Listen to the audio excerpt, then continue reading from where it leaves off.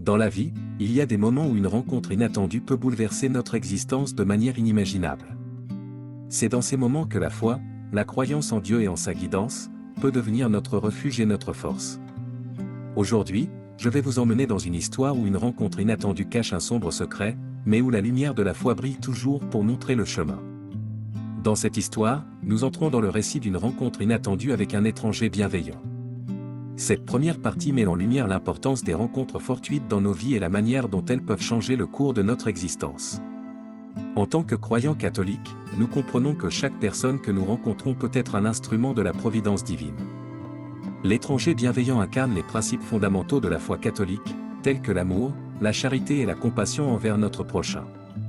La parole de Dieu, dans Matthieu 25, 35-36, nous rappelle « Car j'ai eu faim, et vous m'avez donné à manger, j'ai eu soif, et vous m'avez donné à boire, j'étais étranger, et vous m'avez recueilli, j'étais nu, et vous m'avez vêtu, j'étais malade, et vous m'avez visité, j'étais en prison, et vous êtes venu vers moi. » Cette rencontre inattendue nous rappelle que la foi ne se limite pas au lieu de culte, mais imprègne chaque aspect de notre vie quotidienne. L'étranger devient un rappel vivant de la manière dont nous pouvons vivre notre foi au jour le jour en montrant de l'amour et de la bienveillance envers les autres. En somme, cette première partie met en avant l'importance des rencontres inattendues avec des étrangers bienveillants dans nos vies, en tant que reflet de la foi catholique et de l'amour chrétien en action. Elle nous rappelle que la foi va au-delà des murs de l'Église et peut être vécue pleinement dans nos interactions quotidiennes avec notre prochain. Au fur et à mesure que notre relation avec l'étranger bienveillant se développe, des signes célestes commencent à se manifester.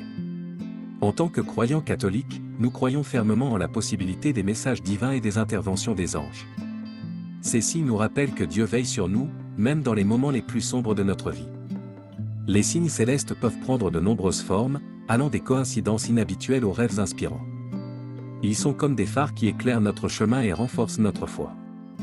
Ces signes nous rappellent les paroles du psaume 119, 105, « Ta parole est une lampe à mes pieds et une lumière sur mon sentier. » Ils nous guident à travers les défis et les incertitudes de la vie.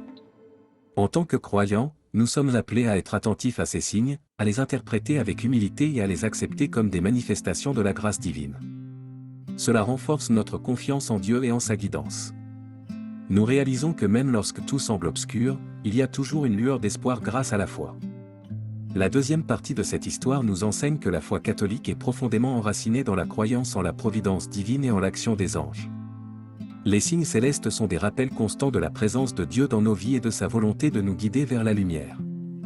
Ils sont des sources d'inspiration et de réconfort pour notre âme. Au fur et à mesure que notre histoire se déroule, des doutes commencent à surgir. Le mystère qui entoure cette rencontre inattendue commence à se fissurer, laissant entrevoir un sombre secret. C'est à ce moment que notre foi catholique peut être mise à l'épreuve, car il est naturel de douter lorsque des révélations inattendues surviennent.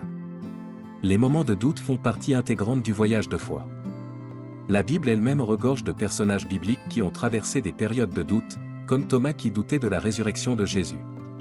Le doute n'est pas un signe de faiblesse, mais plutôt une occasion de chercher une compréhension plus profonde de la foi.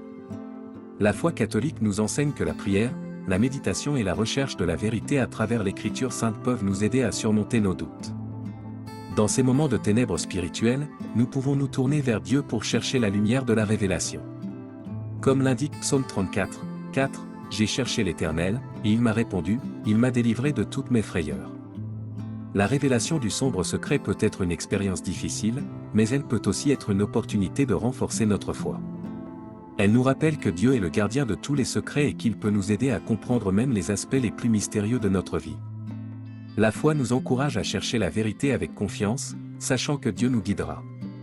La troisième partie de cette histoire souligne l'importance des moments de doute dans le cheminement de la foi. Elle nous rappelle que le doute n'est pas une faiblesse, mais une occasion de chercher la vérité et la révélation à travers la prière et la méditation. Même lorsque la vérité semble difficile à accepter, la foi nous guide vers la lumière de la compréhension. Dans cette quatrième partie de notre récit, la révélation du sombre secret est devenue incontournable. L'étranger bienveillant a enfin révélé son fardeau, et nous sommes confrontés à une réalité difficile à accepter. Cependant, en tant que croyants catholiques, nous savons que la grâce de la réconciliation peut briller même dans les moments les plus sombres. La révélation du secret peut être un moment de choc et de douleur, mais elle ouvre également la voie à la rédemption et à la guérison. La foi catholique nous enseigne que le sacrement de la réconciliation est un moyen de recevoir le pardon divin pour nos péchés.